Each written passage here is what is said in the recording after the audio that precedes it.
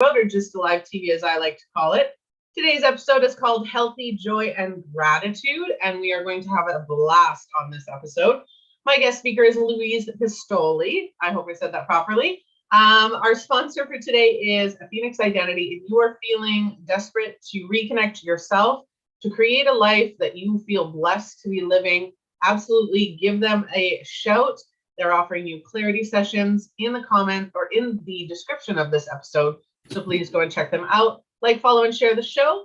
And let's get started. Louise, would you like to introduce yourself? Yes, I am Louise Pistole. I am located outside of Charlotte, North Carolina in the U.S. And I am an author. I wrote a book that was published last year, Discover Your Joy. And then I released another book this year, Experiencing Joy Through Gratitude. So we were going to talk about joy and gratitude today. Those are my favorite topics to talk about. I love joy and gratitude. And you know what? When we were doing the pre-screening interview, we discussed healthy joy and gratitude because there are forms of joy and gratitude that can be borderline toxic. And that is when you're getting into the toxic positivity. And that would be where I come in and bring that about, because toxic positivity does a lot more damage than anything. We are allowed to feel upset. We are allowed to feel down, and we're allowed to experience whatever it is that we're experiencing in the moment. But finding healthy joy and gratitude is knowing how to take what we're experiencing, finding the silver lining, and finding the positive in the negative, because every negative has a positive. Yes, absolutely. And, we did talk earlier about the toxic positivity, and that is a big topic there.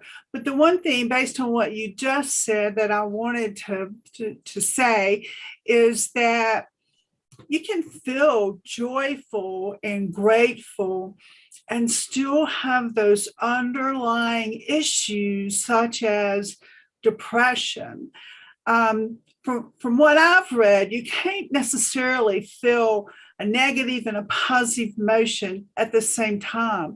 And you may be grateful, but as soon as that moment passes, that you're remembering something you're grateful for, a blessing in your life, you're back to that depression, anxiety.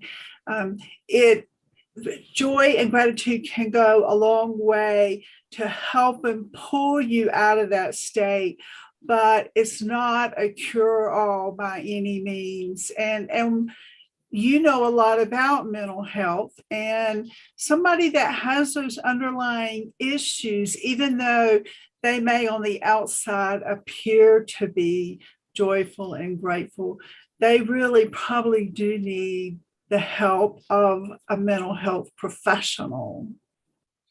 Absolutely, whether that be a therapist, a psychologist, a counselor, or somebody like me who is a mental health and emotional health genius without the classifications of the PhD. It is, and that's where the toxic joy and gratitude comes in, is when they're used to mask, right? We can be, so addiction, we've done a multitude of episodes on addiction. We've got another one coming up. But when you talk about somebody who has an addiction or a mental health crisis or a diagnosis, that really puts them into a frame of mind where they are looking for absolutely anything and everything to change the way that they feel. Joy and gratitude can be used in the place of a drug, in the place of alcohol, and that's not healthy. So when we talk about healthy joy and gratitude, it is understanding that those underlying issues or conditions or diagnoses that you're experiencing, those need to be dealt with separately. Those need to be dealt with. When you're finding healthy joy and gratitude, it's, and let's say I'm sitting here right now, I'm stressed out, I'm, hyperventilating or whatever it is that's going on right now, and I'm overwhelmed. I can sit here and I can go, you know what, I'm grateful that I have the ability to be overwhelmed, that I have a lot to do, that I'm not sitting here twiddling my thumbs. I can be grateful for that. And that kind of calms those emotions a little bit more, right? And using gratitude and joy, excuse me, to calm those emotions. And then we're better able to process through them, right? And I think that that's what people miss when they talk about gratitude and joy, is you still have to process. Yes. And someone like you who is obviously in a stable mental place, you can use that joy and gratitude to overcome feelings of overwhelm, stress, anxiety. Someone who is not in that stable place, they may not be able to do that. And what you said, it might even border on that toxic positivity if you come in and try to be, all grateful when, they're borderline something else. But somebody like yourself who is in a good place overall, when you're having a bad day, something's gone wrong, I like to tell people to look for just a moment of joy. Find one small thing, somebody smiled at you or held the door open, or you saw the sunrise, or it rained and you really needed the rain. Whatever it is, find one small thing that you can hold on to and remind yourself of. And that moment of joy can also help pull you back out of the everyday stress and anxiety mode. Mm-hmm. Absolutely. And you're right. And I love that you focus on that, because it can be used. Sorry, I was trying to combine two words. It can be used, a useful tool. Gratitude and joy can be a useful tool to help bring you out of those moments. A lot of people who aren't in a very healthy mental or emotional state can get stuck in that place, and using joy and gratitude to help you pull you out of it, right? And kind of level off your emotions, right? And I'm not saying we're always going to be, emotional individuals. We are emotional human beings. And so when we're in a moment or a pattern where we're not kind of centered or on that line, right? There's that fine line of, being centered and calm and able to just pass through everything that's going on in your life, or everything that you're experiencing in your life, past, present, or future. When we experience joy or gratitude, or we look for gratitude in the moment, or we find the joy in, snuggling with a cat. You mentioned my cat earlier, and that's the first thing I thought of, right? If I'm having a bad day, one of my cats will generally come and snuggle with me. And it gives me a sense of joy, a sense of peace. And, that can help bring you out of that momentary, or momentarily bring you out of that feeling of being down or anxious or whatever it is that you're experiencing, enough for you to say, okay, this is how I'm feeling. Why am I feeling this way? How can I how can I change this feeling, or how can I process and move past whatever it is that's keeping me in this feeling? And that's why I love joy and gratitude. And that's, people think that I'm not, because gratitude's thrown around a lot. And when it's thrown around a lot, like positivity, I tend to get my hackles up. I'm like a cat that's going, what is this? What are we talking about today? And it's not needed, because they are very, very helpful tools. Yes, absolutely. But by the same token, it is okay to not feel okay. Oh, absolutely. The times that we don't feel okay, we also have to stop and acknowledge that and feel those feelings. It's the only way we can process the sadness and the grief, the fear, that whatever is going on in our lives. We do need to process that. And a lot of times journaling is something that can kind of get somebody through that. And if you just start writing, you kind of get it all out. And in the end, you do realize that you are blessed and that there are good things in your life to feel joyful about. Yep. So creating healthy joy and gratitude, how would we do that? So my first thing for people would be what Louise was just speaking about, is acknowledging whatever it is that you're feeling. If you're feeling down, if you're not okay, that's okay too. Just acknowledge. I have a Embrace Your Positivity guide. And in that guide, it is number one, acknowledge how you're feeling. Whatever emotions, whatever feelings that you're experiencing are valid for a reason. You need to acknowledge them. And then that gives you the process of or the ability to process them. When you're processing them, writing them down, that's one great way to do it. And I love journaling is a great one. I have journals all over. Journal, find a friend that you can talk to, a counselor or somebody like me to talk to, somebody who's going to listen without judgment, without, having to give you an opinion or anything along those lines. You need to be able to express, and that's what journaling does. It gives you the ability to express those emotions, express the thoughts and beliefs that are crowding in your head and creating the emotional turmoil. Yes, absolutely. And another one of my favorites is to get outside and to get out in nature without your phone. You see so many people walking today with their phone right in front of their face, and just let the phone be. Take it if you need it for security, but don't be looking at your phone, and just enjoy the grass and the trees and the squirrels and the water. And that does relax your mind and brings you back to a better place in your heart and in your soul. Yep. Kitten videos. I don't know how many, we are social media galore. There are kitten videos everywhere. If you like cats, watch kitten videos. If you like dogs, watch dog videos. If you like ferrets, watch ferret videos. Whatever it is that you need to do to bring yourself back to center.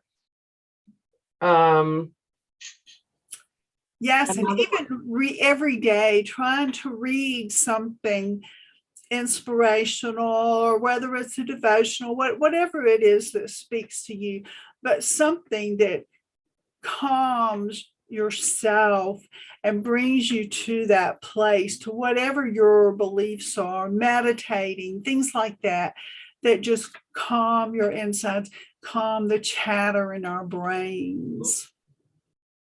Absolutely. So what is your favorite thing about joy and gratitude? Why is it such a passion for you? Well, I was divorced. I was working long, stressful hours in a career. And one Sunday morning, my minister talked about be joyful always. And for whatever reason, that spoke to me. And I just went off on this adventure of my own to study and research and to journal more about joy and happy things. And then once I retired from my main career, I put it all together and decided this is what I wanted to do, was to write about it and to spread it to other women, to inspire and encourage, particularly women. I mean, we're the ones that get so overwhelmed with everyday life. And just to make an impact on other women through the joy that I have in my life. That's wonderful. Absolutely wonderful. So what's your personal favorite way to experience joy? What do you do? Oh my gosh. I just have so many things. And reading, when I get up in the morning, that is kind of my little routine. I am up early and before my husband. And so I will read and write in the mornings, and that starts me off on the right foot. That sets the tone for my day. But I also have a very dear friend and my sister. I talk to my sister every single day. And I have this good friend that I talk to every couple of days. And both of them are the encouraging spirits that I need. I also believe in warm salt baths, and I think that relaxes the stress of the day and helps you to sleep. And good sleep is important too. When you don't sleep, you don't sleep, you don't eat, you're not drinking enough water. If you're not taking care of yourself, that will sap your joy easily too. Yeah. Self-care is definitely important for joy and gratitude. You have to be able to know what feeds your soul, what makes you happy, what, calms you. You know how they say music soothes the beast, right? It's kind of the same thing. You have to figure out what's soothing to you. I love that you have that as like a routine. Excuse me. I wake up in the morning, I get my girls ready for school, but probably the first half an hour, and it's oddly enough, people say that, social media and scrolling your phone isn't a great idea, but I actually find that common in the morning. I wake up. I don't like waking up. I like sleeping in. So I get up, and when I get up, I watch on my phone for, I mindlessly go on my phone for a good 20 minutes, half an hour, do whatever it is that I need to do. Check emails, notifications, all of that. And then I get everybody ready for the day. And at the end of the day, I do the same thing. It's kind of like a quiet time for me. I read or I play games on one of my devices, and that kind of calms me down. But there are other things. Reading, obviously hot tubs or really hot baths. I'm allergic to the heat, but go figure. I absolutely love scalding water. Entertaining, but I can only be in it for a handful of minutes, so I enjoy them. And then snuggling up with my husband or my cats, or watching a movie with my girls, having dinners with my family, just different things, right? My son, literally, I don't know if he's left yet, but he's here right now eating my food. He doesn't even live here anymore. And it makes me feel good though. And my husband complains. He's like, he's an adult with his own place now, and he comes here all the time and eats. And I'm like, and I enjoy it. Because I'm a feeder. I like feeding people. Well, and you were right though. Whatever it is that calms your own spirit and calms your mind and gives you that good feeling, those are the things that will bring you the joy in your life. And I've always said that gratitude is one of the pathways to joy. Being grateful and expressing that gratitude on a regular basis, even if you just wake up in the morning and say thank you. You don't have to make a big long gratitude list every day and spend a half hour at night writing it all down.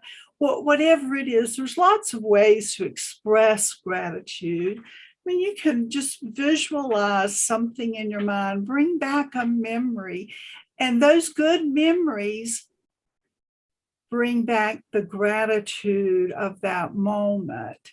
So whatever it is, a simple form of gratitude will help you to be more joyful on a regular basis. It will help you build up that gratitude muscle, that shield to fight off the challenges of the day when they do come your way. That reminded me of something I said to my husband yesterday. We were sitting in the garage, and I'm a smoker, so we were sitting in the garage having a cigarette, and I can't remember exactly what we were talking about or what created the conversation. But I said, what do people expect? Do they expect me to sit here and complain about everything that's gone on in my past, or everything that I could be complaining about? Or do they want me? I was talking about past, present, and future, mental health and past, present, and future. Right. Our past, we're constantly bringing all that baggage forward into the present, from our past, and rehashing it, going over it all the time. but then we're also bringing the past into the future, right? Because we're thinking, oh, I don't want that to happen again, or I don't want to do that again. And then we're always worried about our future, right? We have the fears of what's going to happen, right? So I could sit there, and let's say we're sitting here right now, and I could be thinking about my past going, oh, this happened, and this happened, and this happened, and this happened. And looking at it, I could be thinking about my future and going, oh, I can't wait for this to happen. And I'm excited for this, or I'm terrified for this, or whatever it looks like for the future. Or I could be sitting in the moment going, this is a gift. Right now, right here is a gift. And finding gratitude in the fact that every moment you have is a gift. This moment will be gone. I'll never get it back. You're right. My past is done. My past is done. I can't change it. I can change how I feel about it, but I can't change that it happened. My future is unwritten. I don't know what's going to happen or where it's going to go. But my present right here and right now, this is the moment that truly matters, because this is my gift. And Yes. when people realize that, it does help find gratitude in that moment, to find joy in that moment, right? There's a bird. We're going to talk about bird for a second. And that might be what started it. There's a bird, I call him One Wing. I've named him. His name is One Wing. At the beginning of summer, or the end of spring, that bird broke his wing, and it hangs down. And he couldn't fly. He would hop all over the place. And I named him One Wing. It's a crow, so obviously wild, and I can't catch him. And he just hops around the neighborhood. And he hops and he hops and he hops around the neighborhood. And we are now in fall. We've already had snow on a couple days. We don't have snow on the ground, but we've had snow. He's still alive. One Wing, busy city, and he is still wandering around and alive. And I'm like, he's living, he's thriving and surviving with one wing. See, when you see something like that and you think he's going on about his life, he can't fly, he's only got one wing, but he's still obviously managing to get food and shelter and take care of himself. And something like that does make you realize how grateful we need to be for the things that we have in our life. And maybe we don't have everything we want, or maybe even sometimes things that we need, but we need to be grateful for what we do have. I will tell you one short little story about a girl that had written to me. She was homeless, she was financially broke, and she was happy on the days that she found food in a dumpster. And she continued to express gratitude for this food that she had found. And over time, people started bringing her food and one thing and another. And then the last I heard from her, she had found a place to rent, and she was no longer homeless, and she was no longer hungry. And she said, with no prodding from me whatsoever, she said she gave her gratitude and joy practices credit for helping to pull her out of where she was. She expressed gratitude for the smallest little things, a sandwich found in a dumpster. And over time, it pulled her back to living somewhat of a normal life. Yeah. And that's the thing. We take for granted, and it's not, I'm not shaming anybody or guilting anybody with this. We do take for granted the things that we have, or the things that we think we should have. When my husband broke his ankle, it was never a thought that to be able to use both your feet, to be able to walk normally, to be able to whatever for his situation, you didn't realize, to be grateful that you have that capability, that you have that.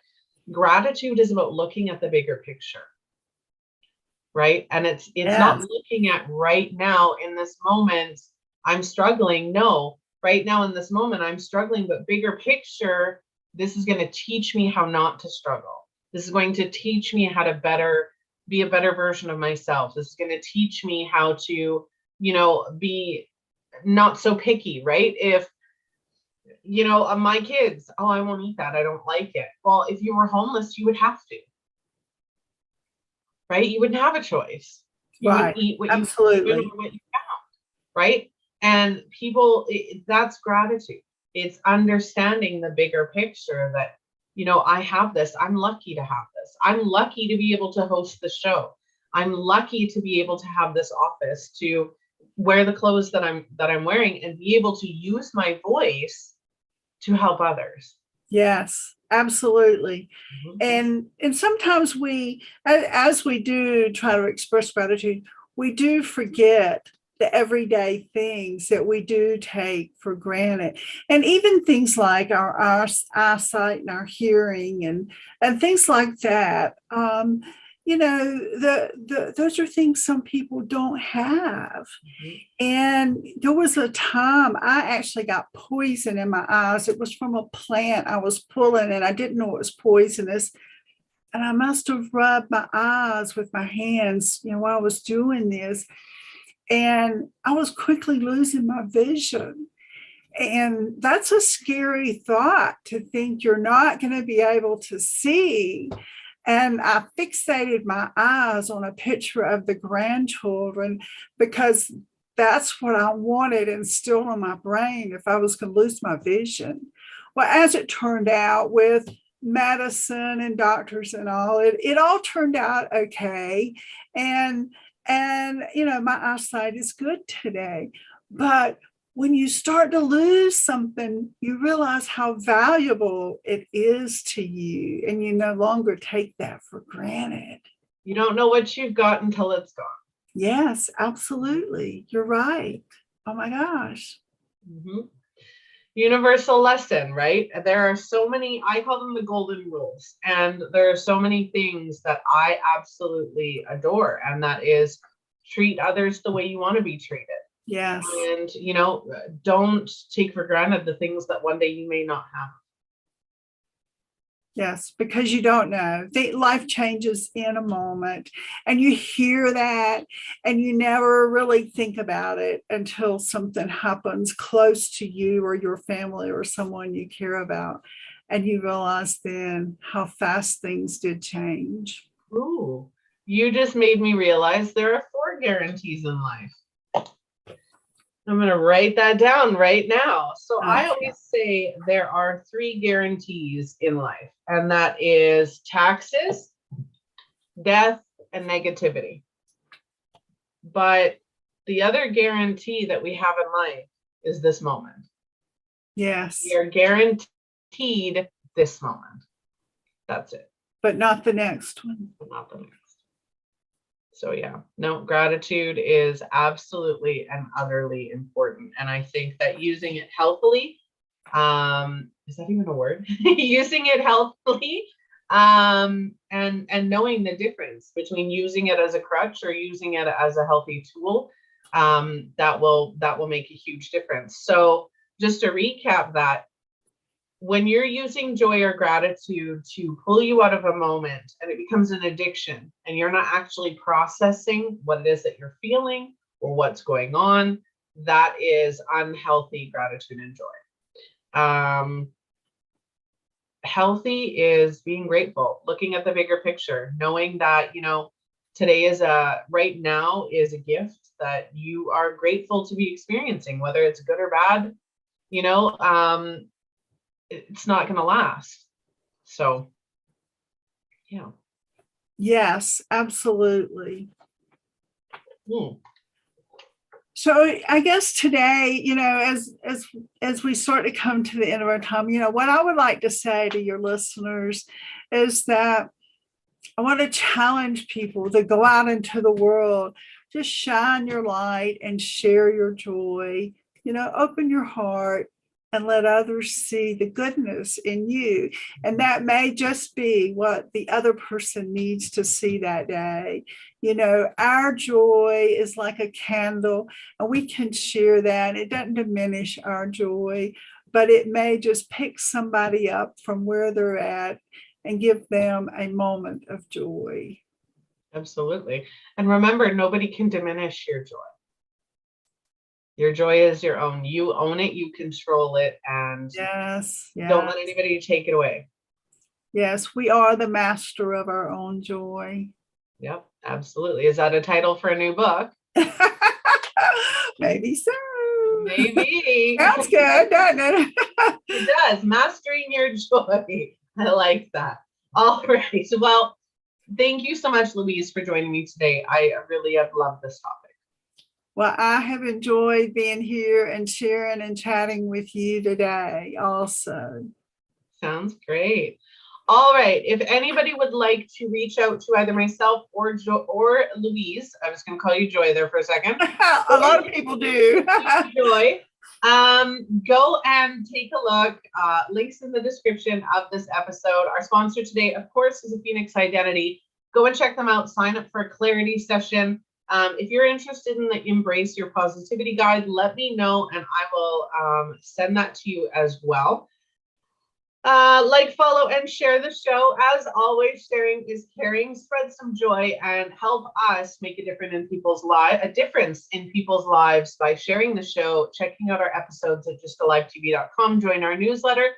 If you would like to be a guest speaker, or if you have a topic you want to see featured on the show, please make sure that you reach out to us. justalivetv.com. I'm Melissa, host your Krechler.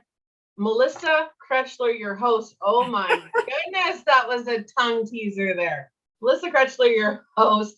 I will see all of you on the next episode. Bye. Bye now.